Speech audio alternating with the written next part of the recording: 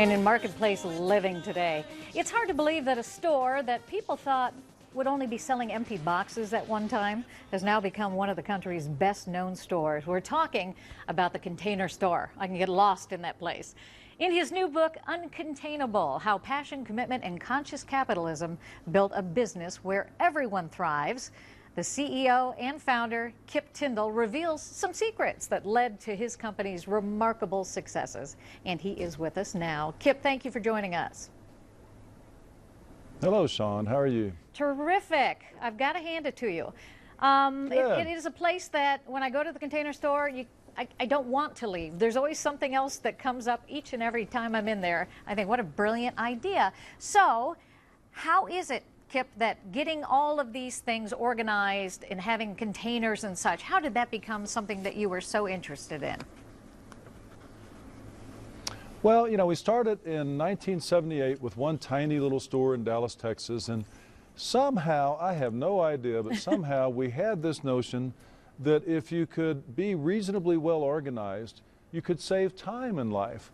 You know, that you could get everything done you needed to get done that day. If you're disorganized, you just can't do it. If you're organized, you can.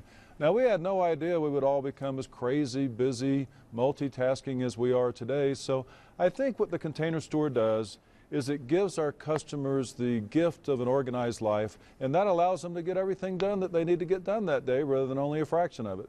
Well, it's true. I think containers and having that kind of organization is key to anybody's success. Sometimes when I do visit people's offices and you see the stuff laying all over, you do wonder, that's your first thought, how in the world do you run a business, or how in the world can you stay organized at all? I think it makes life more enjoyable. It's not a luxury, it's really a necessity. We're all going so crazy trying to get everything done.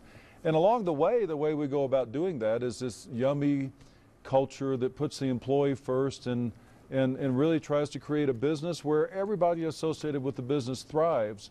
You know, we all spend more time working than any other waking endeavor, so why not create a company where everybody thrives? The vendors thrive, the employees thrive, the customer thrives, the community thrives, and the shareholder thrives. That's what we're trying to do.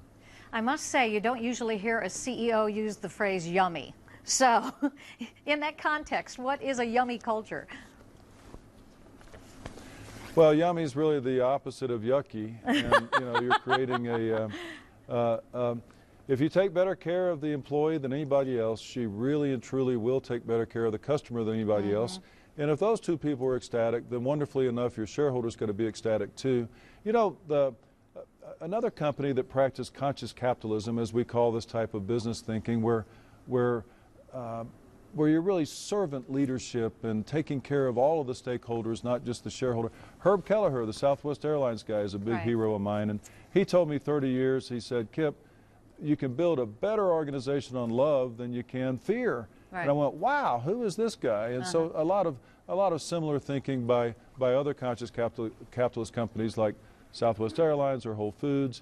And it makes it not only a more enjoyable way of doing business, it makes the business do a lot better too financially. Well, Kip, we have to let you go, but I know that you've written a book called Uncontainable. Is it everywhere now? Can we get that in most places? Everywhere books are sold. My favorite place to get the book Uncontainable is at the Container Store or uncontainable.com. We'll do so. Kip Tindell, thank you so much for your time today, and we look forward to checking out your book very, very soon.